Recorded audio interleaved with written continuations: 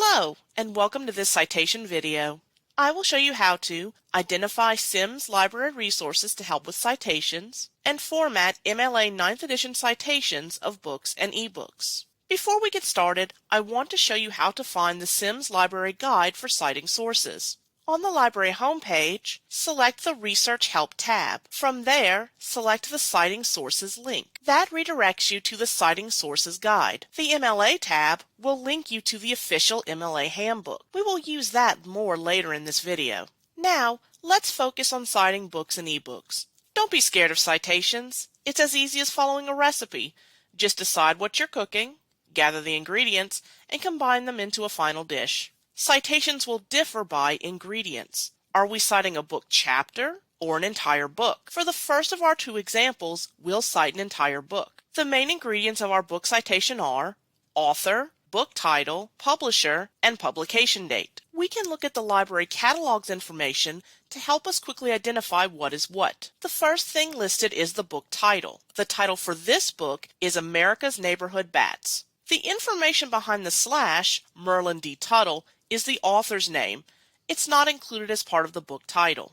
The author's name is listed both behind the slash in the book title and in the section labeled author. In this case, the book has only one author, Merlin D. Tuttle. Be sure to check both places carefully, since multiple authors are usually listed with the book title. The next section is publication information. It contains three different pieces of information: place of publication, publisher, and publication date. We only need the publisher and publication date. The publisher for this book is University of Texas Press, and the publication date is 1988. Now we have all four pieces of information needed for our citation. Let's review the information we gathered one more time, as listed on the screen. To finish the citation, we'll arrange the information according to the order prescribed by the style guide. In this case, we're looking at MLA style. Appendix 2 of the MLA Handbook has many different templates we can reference. I'm using the book by one author for this example. When we finish formatting, our citation would look as it appears on the screen. For our second example, we'll cite a single chapter in an ebook. When citing a specific chapter, we need a little more information than before. We need to include that this is an ebook too.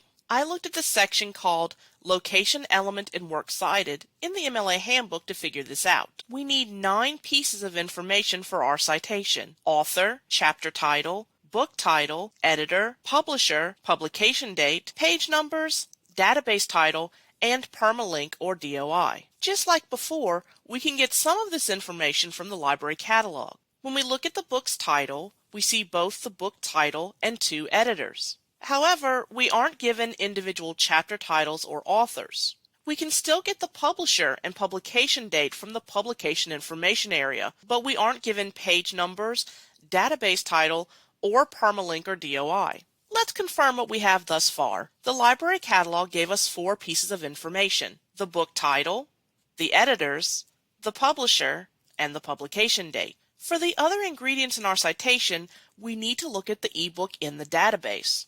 To access the ebook, we select the Click Here for eBook link in the section labeled Electronic Access. For the ebook, we can access a single chapter at a time. We can use the table of contents, labeled Contents for this ebook, to gather several pieces of information that we need. For this example, we are using Chapter 5, which is titled Bats and Rabies in Brazil. The chapter title is listed first. Next, we see the authors. Wow, this chapter has 11 different authors. Keep in mind that we don't have to include all the names in the citation. The MLA Handbook says if there are 3 or more authors, we can abbreviate. Here, we would write the first author's name followed by the phrase et al., spelled E-T-A-L. Then, we see the first page of the chapter listed, 189. We can base the last page of the chapter from inference. Chapter 6 starts on page 221, so Chapter 5 must end on page 220. From the table of contents, we've gathered 3 more pieces of information that we need: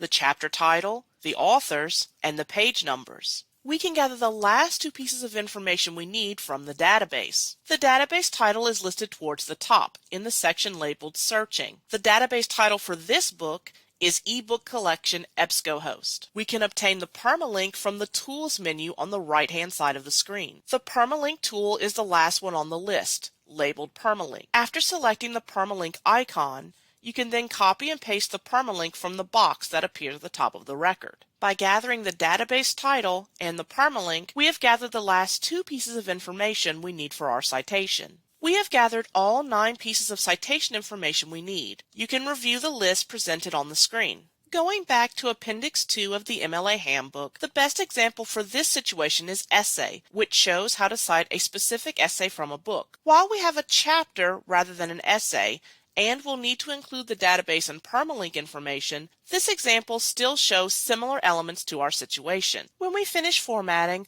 our citation would look as it appears on the screen. I hope that you have found this video helpful. If you need any further help, remember, you can always ask a librarian.